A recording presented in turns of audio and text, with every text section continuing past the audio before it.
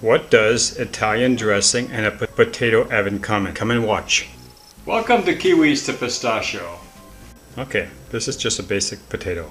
We're going to wash it in the sink, and then after that we're going to microwave it for 5 minutes. Here what we're doing is we're just washing the potato. Because I like to eat the skins, I've scrubbed the outside for one of these kitchen pads. Sometimes I use the green one if I've got a really more difficult job, but this will work fine. And then next dry the potato and then move it to the microwave. Be sure before you put it in the microwave, poke holes in it.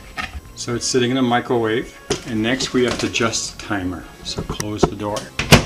Use the 5-minute express, and as you can see, it's starting at 5 minutes. Once it's out of the microwave, take a fork and test it. It goes all the way down, so you know it's ready. These Brussels sprouts were from another dish. And I'm going to add Tuscan Italian dressing with balsamic vinegar to both of them. Use a knife, cut your potato in half. I like to make these light striations on it. That way the dressing will easily go inside the potato. Then shake it evenly. Just pour it over the top of your potato. I need to have a fork to be able to coat the sides of it.